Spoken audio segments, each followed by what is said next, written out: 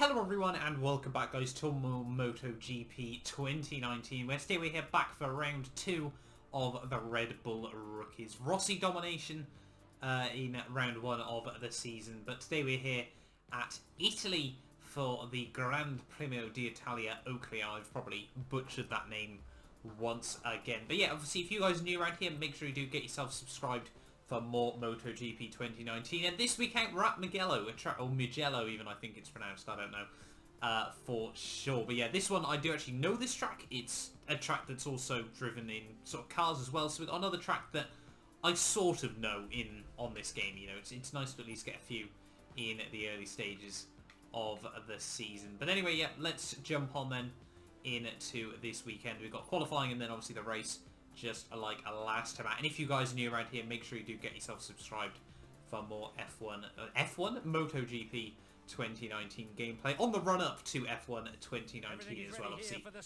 dropping at the end of this month. Will decide who takes pole position on the starting grid tomorrow. So obviously we have got qualifying then first of all. The AI, I'm probably still, you know, trying to tweak it here and there just to make sure we get everything spot on for this weekend. But let's jump out there and it gets into a run. Through the final corner then, ready to start my qualifying lap. I think for the Red Bull Rookies what I'm probably going to do is more of a one-shot style format where I'll basically just do sort of one final lap, and unless it's absolutely horrendous I'll probably just sort of be happy with that. You know, it's meant to be sort of a rookie series, you've got to be able to perform right when it matters, but we'll wait and see then as we come down in towards turn 1, getting caught out over the curbs ever so slightly, but we did get the front end sort of nicely dialed in the end there, which isn't too bad. I'll take that. Obviously I haven't played the game since actually yesterday at the time of recording this, or I think no, even longer than that even. So yeah, you got to use qualifying sometimes just to get yourself back into a rhythm as well as we come through these. Oh, they're not quite chicanes, but they are sort of fast lefts in to rights around the first half of the lap here at Mugello, but the second half is, in my opinion, much better. This track on the whole is, I'd say, sort of in the car racing world, an underrated gem, in all honesty. You know, depending on the car, it is very enjoyable around here. Obviously, I mainly know this track as it's now back on Forza Motorsport 7, but yeah, it's nice and high speed, high downforce, and yeah, very good track, very satisfying when you do get it right as well. Probably doesn't suit motorbikes as well, but then again, not really many tracks do. Just, at least in my opinion, obviously because of just the handling characteristics of motorbikes relative to, obviously, four wheels as well. But we're almost towards the end of this lap here. We're just coming through in towards the final sector, and it's been an okay, tidy lap, I'd say, on the whole, and that's the most important thing. We'll wait and see as to how we stack up. That chicane just not quite flat out that time round, but as we come in towards the final couple of corners, I haven't done a qualifying run with the AI on this level, so like I said, I'm still just trying to work out where exactly we need it at the moment, still trying to get used to this game. As we slowly improve, hopefully, obviously, we'll be able to bring the AI up further as well. But down towards the line then, to finish off the lap, it's going to be a 2 minutes 7.0. I don't know what so I'll be honest, I don't know if there's something I've done wrong with this game or what, but it appears that the AI are just ridiculoly underpowered in qualifying. I actually went back through, switched the AI up to about 110, and they're still 5 seconds off the pace in qualifying, so I'm a little bit unsure whether just so happens I'm OP at Mugello or what, but we are on pole once again. Hopefully we can have a bit of a better race this time out. With just a few minutes to go before the race begins. So I think what I need to do this time around is actually change the rear tyre, because last time round it did get absolutely shredded. Probably no need to do that with the front tyre though, because it just doesn't really take anywhere. But yeah, we are starting on pole once again for the second round of the season. I think the AI hopefully are a whole lot stronger in the races. As you can see, it's on 110. And we qualified on pole by 5.5 seconds somehow still. I don't really get it. But yeah, I'm sort of hoping that, like last time out, the bikes, the AI are much better in the race rather than qualifying. But we shall wait and see. Once again, another 26 bike grid for the start of this one. Very much looking forward to it. And let's see what we can do for round 2 of 7 here in the Red Bull Rookies. I'm looking forward to this. Let's get on with it. Hopefully we can get a better start than last time. It's 10 red lights. And it's lights out and away we go. Pretty standard start once again there, as we come in towards turn 1. We'll wait and see as to how we fare. Are we going to get dive bombed? That was very much the statement of the first episode of this series. Let's find out. Yes. Yes we are, by absolutely everyone. A couple of bikes up the inside, and starts are definitely not our strong point here. But luckily this time around it is nice and sunny for the second round of the season. We're not just stuck in the rain. Which I must admit made the first round very, very interesting. It's probably the best way to describe it. But I don't know what it is. The AI just seems to have nothing down the straights. And then absolutely everything through the corners. Maybe there'll be a patch or something. I don't know. We'll wait and see. But anyway, down towards the middle stage of lap 1. He tries to hook it back around the outside. I admire the optimism, but it's clearly not worked out well for him. There's the top 4 already starting to make a bit of a breakaway here. We need to stick with them as we come through my favourite corner of the lap, or my 2 favourite corners, I should say. Absolutely wonderful when you get it right in both a bike and in a car. But like I said, we need to stick with the guys in front. I would like to win the Red Bull Rookies, I'll be honest. It probably puts us in good stead for the rest of this game.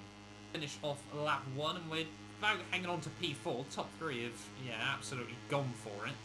So maybe there's a little bit of an issue in terms of AI balancing, but we'll try to get up the inside. Look at that, they're already 1.5 seconds quicker than they were in qualifying.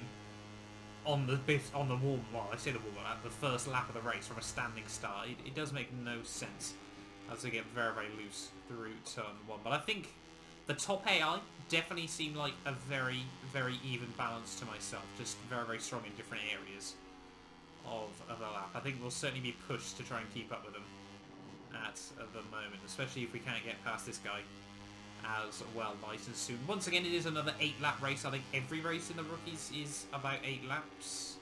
There or thereabouts. I don't think, obviously I don't know about some of the tracks towards the end of the season, but I think most of the tracks are around the same sort of lap time and distance as well, which probably helps.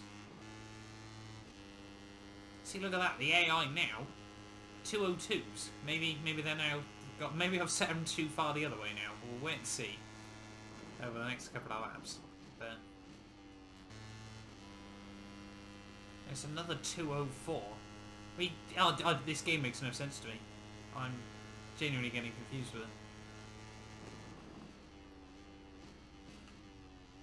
And it's not even like we're getting harassed by the guys behind either. It just appears that the top 3 are somehow miraculously 9 seconds faster than they were in qualifying, and 3 seconds of that faster than everyone else in the race.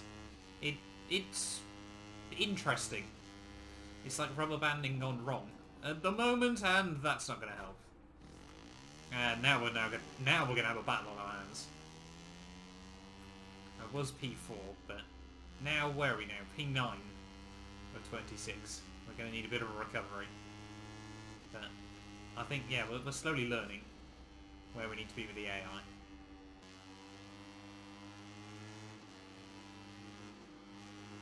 Oh my... Oh, that was scary over the curbs, almost in the gravel trap as well.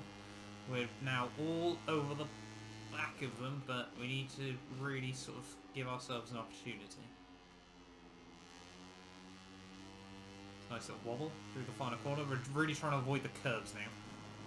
At least sort of when you're trying to get back onto the power. Once you're fully on, it's absolutely okay. But yeah, when you're trying to get up towards that, starts to struggle a bit, as we're still hovering around the 205s at this point, in the slipstream. Don't think we're going to be able to go for any dive bombs into the corners, though. The AI seem pretty decent on the brakes still, as we can see there. That, I think, is going to be that battle all over and done with, before it's even began.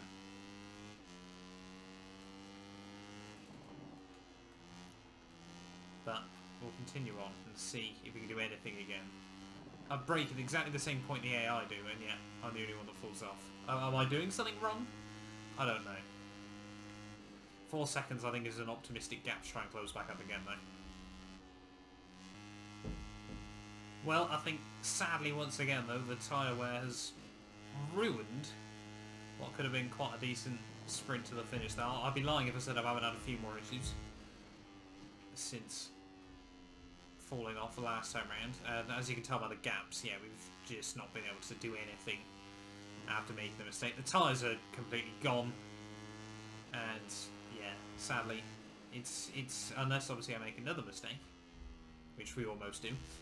It's looking like it's going to end up being another lonely 9th place finish at the end of the day. But I think we're learning a bit more in terms of like the AI difficulty and stuff like that. I'm probably going to bring it back down a bit more, and I think we're just going to have to probably accept that it's just going to end up being pole every time.